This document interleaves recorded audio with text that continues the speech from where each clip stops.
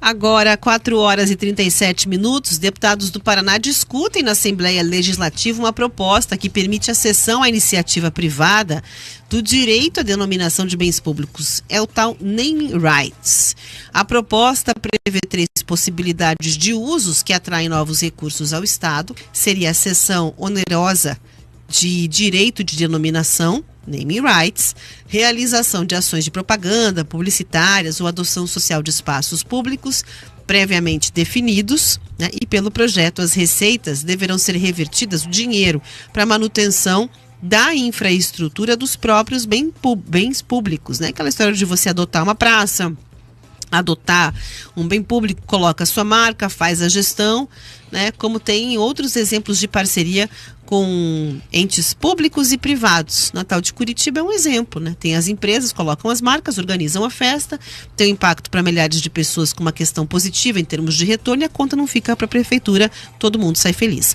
A proposta também prevê a criação do Conselho Curador de Bens Públicos, que seria ali um espaço, um órgão colegiado de deliberação formado por gente do Estado, sociedade civil, para organizar exatamente quais bens públicos podem ser alvos desta política. E também para estabelecer as regras de cada modalidade e o que fica proibido, apologia ao crime, promoção lá de alguns produtos. Você não vai ter um fabricante de cigarro, né, adotando um parque, por exemplo. Então, acho que é esse o desenho aqui, num exemplo que eu trouxe, que deve entrar na conta e nos cálculos de quem desenha ali o que seria essa medida. A gente vai ouvir agora o advogado Conrado Gama Monteiro, especialista em direito administrativo, falando de um projeto muito parecido que já existe em São Paulo.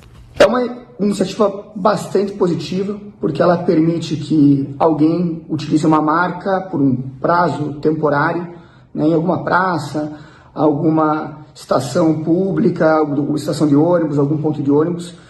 Isso acaba sendo bastante positivo porque permite com que o particular, a pessoa interessada, possa, com base nisso, aportar valores ou investimentos em alguma infraestrutura pública, garantindo que o Estado não desembolse esses valores e permitindo, às vezes, dependendo de se envolver algum serviço público, até permitir a redução de tarifas e custos envolvendo esse serviço em si.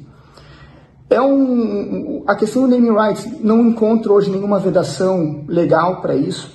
Existem outras iniciativas já em outras cidades. A Prefeitura de São Paulo tem alguns programas, por exemplo, o Adote uma Praça, que já conseguiu alguns investimentos para praças, quase 700 praças ou até mais, se eu não me engano, hoje em dia.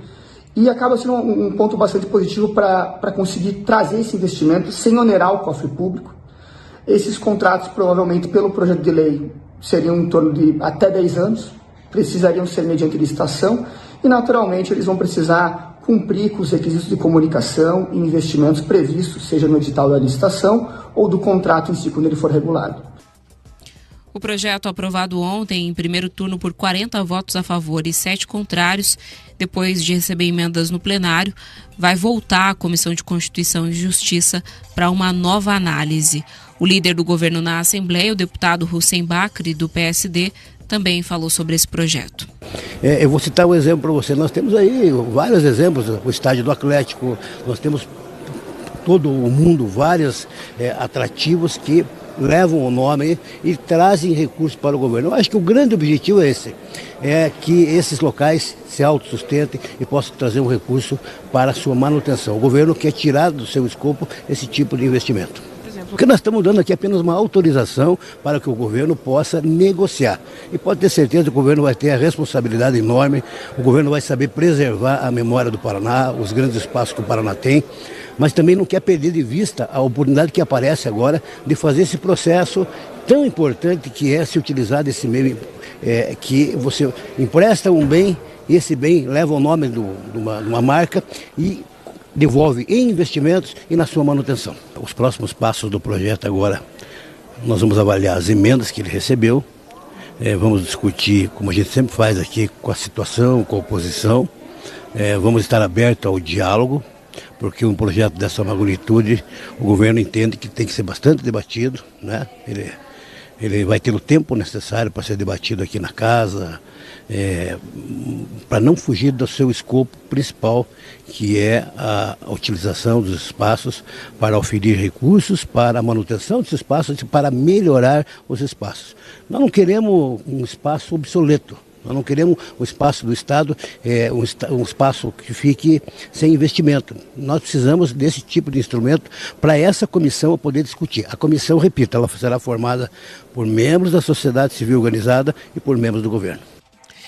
Projeto de lei poderá beneficiar espaços públicos já existentes ou outros que ainda estão em fase de projeto, como o centro de convenções que será construído na área do antigo estádio do Pinheirão, ou além disso a Pedreira do Atuba, que será transformada em espaço de lazer, desde que aprovados pelos conselhos. O modelo já é muito utilizado, em países europeus. Se encontra, né? Também nos Estados Unidos ali, uma política semelhante. Há pouco a gente ouviu que São Paulo também tem esse desenho, essa possibilidade de você ter ali, o Adote uma Praça, ou por algum tempo uma ação que tem ali a questão da recuperação de um espaço público com uma marca, mas como disse o líder do governo, o importante é não fugir do radar a questão do equilíbrio, né? Entre exemplos que você tem, por exemplo, do naming rights, tem estádios também, né? Estádio público de futebol de Munique, na Alemanha, a Allianz Arena. Então você tem receita, porque aí recebe o dinheiro daquela empresa de seguros e você usa para bancar a sua manutenção. Eu dei o exemplo do Natal aqui em Curitiba,